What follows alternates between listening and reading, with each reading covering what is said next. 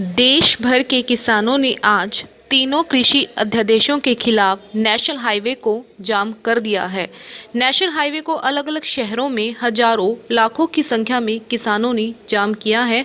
हम आपको तस्वीरें दिखा रहे हैं पंजवाना के नेशनल हाईवे की, जहां पर किसानों ने अपना धरना प्रदर्शन शुरू कर दिया है तीनों कृषि अध्यादेशों के खिलाफ। उनकी मांग यही है कि ये तीनों कृषि अध्यादेशों को जल्द से जल्द वापस ले लिया जाए। किसानों का मानना है कि ये जो कृषि अध्यादेश है वो किसान विरोधी है, इससे किसानों को मुनाफे की जगह हानि ही होगी। वहीं सड़क, संसद और सोशल मीडिया पर किसान बिल को लेकर बवाल मचा हुआ है। कृषि अध्यादेशों पर हरियाणा में सियासत भी चरम सीमा पर है। वहीं दूसरी ओर नरेंद्र मोदी सरकार का कहना है कि ये ऐतिहासिक विधेयक किसानों को आत्मनिर्भर बनाएंगे। इनसे किसानों की आय में वृद्धि होगी। मेहनती किसान देश की खुशहाली व समृद्धि के वाहक होंगे, जिन पर पूरे देश को अभिमान होगा। लेकिन वहीं दूसरी ओर किसानों का कहना है कि जो कृषि अध्यादेश है वो पूरी तरह से किसान विरोधी है। इससे किसानों को किसी भी तरह का कोई लाभ नहीं होगा। सरकार है वो किसानों को लाभ देने की बजाय कॉर्पोरेट कंपनियों को लाभ देना चाहती है। इसीलिए वे मांग करते हैं कि इन तीनों कृषि अध्यादेशों को वापस ले लिया जाए। सभी से अपील है हाथ जोड़ के कि आप सब साथी बैठ जाए। एक इनको बिठाओ यार, सब अपने साथियों को। चोर मार के साथी आए हैं, उनसे निवेदन है कि कृपया बैठ जाए। किसान विरोधी सरकार, सभी साथियों से अपील है कि सारे साथी आराम से बैठ जाए। जो सड़कों पे घूम रहे हैं सारे साथियों से अपील है कि बैठ जाए। किसान विरोधी आज जो रोड जाम किया गया है वो किसान के ऊपर जो सरकार काले कानून थोप रही है उनके खिलाफ, उन अध्यादेशों को वापस लेने के लिए किसान मजबूरन बस रोड पर आया है। जबकि किसान के खेत में आज इतना काम है, लेकिन किसान मजबूर होकर सरकार को चेताने के लिए, सरकार से काले कानून वापस करवाने के लिए यहाँ सड़क जाम की है, रोड के ऊपर आया है। और अगर सरकार ये काले कानून वापस नहीं लेती है तो इस प्रकार के प्रदर्शन से काम नहीं चलेगा। किसान, जो मंत्री, जो सरकार के नुमाइंदे हैं वो घरों में बैठे हैं, उनको सड़क पर ले आएगा। रोड जाम के बाद क्या रणनीति रहेगी? रोड जाम के बाद अगर सरकार काले कानून वापस नहीं लेती है तो सभी किसानों से राय मशवरा करके इस आंदोलन को पूरे भारत में बहुत बड़ा रूप दिया जाएगा। सर, आज कितने किसान इस प्रदर्शन में शामिल हुए? आज इस प्रदर्शन में हर गांव का हर आदमी, आप देख रहे हो रोडों पर इधर चारों तरफ हर तरफ से किसान ट्रालियां लेकर, गाड़ियां लेकर पैदल चले आ रहे हैं। और देखना 1 घंटा के बाद डब्बावाड़ी से और फतेहाबाद तक पूरी रोड पर आदमी होंगे, किसान ही किसान होंगे। सर, क्या पुलिस प्रशासन इस प्रदर्शन को रोकने का प्रयास कर रहा है, जैसे पिपली में हुआ था? पुलिस प्रशासन ने जिस प्रकार पीपली में किया वो अगर आज करता है तो किसान पुलिस प्रशासन से कई गुना बड़ा है। पुलिस प्रशासन की हिम्मत नहीं है कि जब किसान सड़कों पर आ जाएगा तो रोक लेगा। उस टाइम तो धोखे में किसान मार खा गया, क्योंकि पुलिस प्रशासन ने ऐसा माहौल बना दिया कि किसान गाड़ियों से अलग अलग, क्योंकि उन्होंने पहले चेक पोस्टों पर किसानों को रोक लिया गया और उसके बाद कहीं किसी को रोक लिया, कहीं मंडी में आड़ती को रोक लिया, कहीं किसी थाने में किसानों को रोक लिया और उसके बाद बचे हुए किसानों पर लाठीचार्ज की।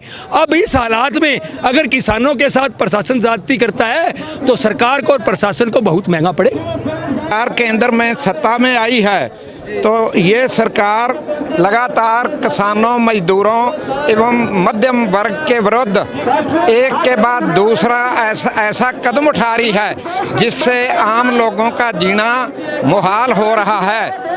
अब ये कोरोना महामारी पता नहीं कैसे आ टपकी और कोरोना की आड़ में इन्होंने पहले तो मजदूर विरोधी कानून जो थे उनको लागू किया और अब किसानों का गला घोंटने की तैयारी है। ये 3 कृषि से संबंधित अध्यादेश जो लेकर आए हैं, इन तीनों अध्यादेशों से हमारी कृषि अर्थव्यवस्था चौपट हो जाएगी। वो चिकने चुपड़े शब्दों में इनको ऐसे पेश कर रहे हैं कि जैसे इन कानूनों से किसान का बहुत कल्याण होगा। किसान घसियारा बन जाएगा, किसान से उसकी भूमि छिन जाएगी और बड़ी कारपोरेटों के हवाले कर दिया जाएगा। किसान का जीना मरना सब कारपोरेट के हाथ में हो जाएगा। एक ईस्ट इंडिया कंपनी आई थी, हिंदुस्तान गुलाम हुआ, और अब ये जो कारपोरेट घुराने आ रहे हैं, इनसे देश का आम मजदूर किसान वो सभी के सभी पछड़ जाएंगे, उनको उनसे रोजगार के मौके छीन लिए जाएंगे। इसलिए हम आगे क्या रणनीति रहेगी आपकी? हाँ जी, आगे क्या रणनीति रहेगी? आगे रणनीति ये एक के बाद एक अगर सरकार ने इन काले कानूनों को वापस नहीं लिया तो देश का किसान सरकार की ईंट से ईंट बजा देगा। वो टेक कर बैठने वाला नहीं है, वो संघर्ष के मैदान में सिर पे कफन बांध कर उतर चुका है और उसकी नीयत साफ है। जो इस कड़कती धूप में 3 घंटे यहाँ बैठ सकते हैं, वो सरकार की किसी भी अति का अपने साधनों से उचित जवाब देने के लिए समर्थ हैं। धन्यवाद। आज का जो ये आंदोलन है, हरियाणा बंद का आह्वान किया था 19 किसान संगठनों द्वारा। इसमें जो सरकार 3 अध्यादेश लेके आई है, उन 3 अध्यादेशों के खिलाफ ये आंदोलन है। इस आंदोलन के अंदर जो है आज हजारों की संख्या के अंदर किसान है वो सड़कों पे आने का काम किया है और सरकार के खिलाफ किसानों का गुस्सा जो है वो आज यहाँ पे प्रकट किया है निकलकर। ये पूरे देश के अंदर एक बड़ा आंदोलन होने जा रहा है। जब तक सरकार हमारे के बात नहीं सुन लेती, इन तीनों काले देशों को वापस नहीं कर लेती है, तब तक किसान इसी तरीके से सड़कों के ऊपर रहेगा। आज अगर सरकार ने हमारी बात को नहीं सुना और इन 3 काले कानूनों को वापस लेने की बात नहीं की तो आगे 25 तारीख को हम भारत बंद करने का काम करेंगे और फिर भी सरकार नहीं मानेगी, तब तक भारत बंद रहने का काम होगा। हम तो यही कहेंगे जो किसानों के प्रति लूट, मीठी लूट हो रही है, उसको रुकना चाहिए। जो अध्यादेश पास किए हैं वो किसानों से पूछ के करना चाहिए था, उनके साथ कोई पूछा नहीं गया। और किसान आत्महत्या क्यों कर रहे हैं? क्योंकि उनके साथ बेइंसाफ़ी हो रही है। क्योंकि हमारे अरविंद केजरीवाल भी किसानों के हित में है। आज किसान इतनी उसके मीठी लूट हो रही है कि किसान ही हमारा अन्नदाता है, एक किसान ही हमारे बच्चों को रोटी देता है। और एक किसान देखो रात को जाके जो सांप होते हैं, सांपों के सिर भी तल के मसल के जाता है, लेकिन हमारे जैसा बंदा कभी गया? वो एसी में पड़े रहते हैं, एसी बहुत अच्छे लगते हैं, लेकिन किसान के बारे में किसी ने सोचा।